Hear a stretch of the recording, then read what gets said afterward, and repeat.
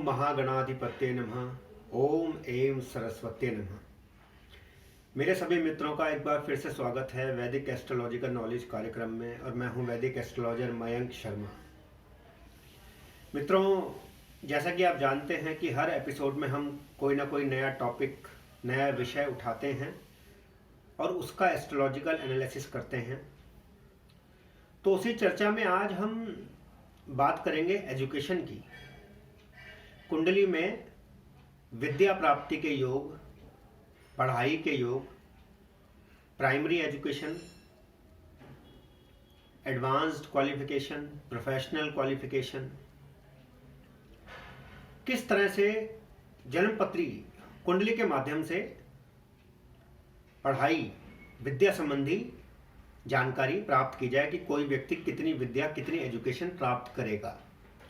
मेरे पास पेरेंट्स आते हैं and they are very concerned about their children's education, क्योंकि आजकल प्रतिस्पर्धा, कंपटीशन बहुत ज़्यादा है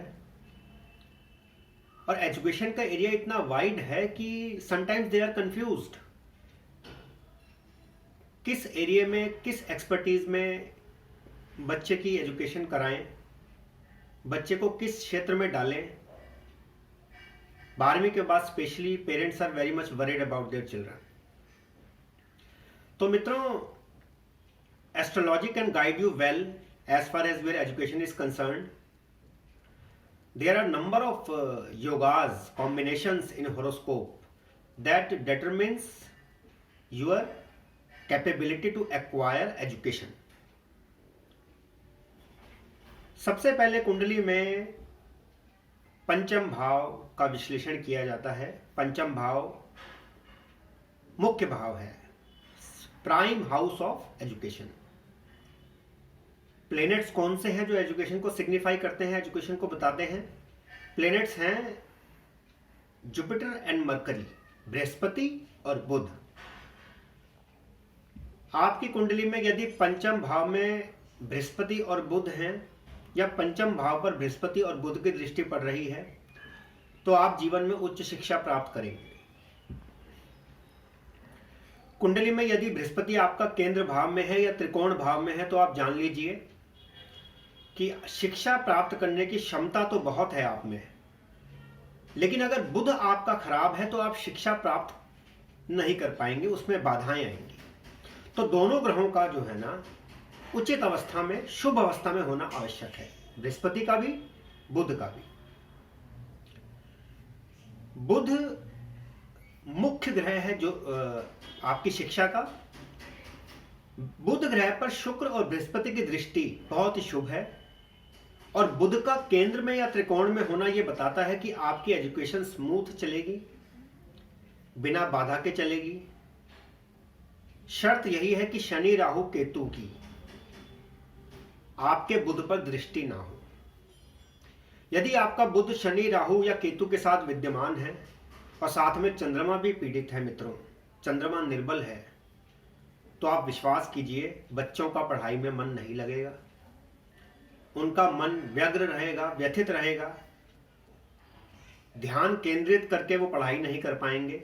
ऐसे में एस्ट्रोलॉजिकल रेमेडीज, ज्योतिष के उपाय करना नितांत आवश्यक है। नवमांश कुंडली में बुध की अवस्था और बृहस्पति की अवस्था बहुत सबल होनी चाहिए, शुभ होनी चाहिए, तो भी एजुकेशन बहुत अच्छी रहती है। इस प्रकार कुंडली के भावों का विश्लेषण हम करते हैं और बृहस्पति और बुध की अवस्था देखते हैं एजुकेशन के लिए। एडवांस्ड एजुकेशन के लिए नौवां घर, 9th हाउस और 5th हाउस दोनों का स्ट्रांग होना जरूरी है। 9वें घर का और 5वें घर का एडवांस्ड एजुकेशन के लिए शुभ होना और बली होना बहुत आवश्यक है। यदि बुध 6ठे, 8वें, 12वें भाव में है और 5वें घर का स्वामी भी 6ठे, 8वें, 12वें में है, तो विद्या प्राप्ति में बहुत कठिनाई आती है। उन कठिनाइयों को ज्योतिषीय उपायों से दूर किया जा सकता है। कुछ व्यक्ति आध्यात्म की तरफ चले जाते हैं, स्पिरिचुअल हो जाते हैं, उसका कारण है 9th हाउस। यदि बृहस्पति 9वें घर में है या 9वें घर पर बृहस्पति की दृष्टि है, तो व्यक्ति जीवन में आध्यात्मिक हो जाता है। केतु का नवम भाव में होना और केतु का बृहस्पति के साथ उपस्थित होना या केतु और बृहस्पति का 12वें भाव से संबंध होना भी व्यक्ति को बहुत अधिक आध्यात्मिक बना देता है।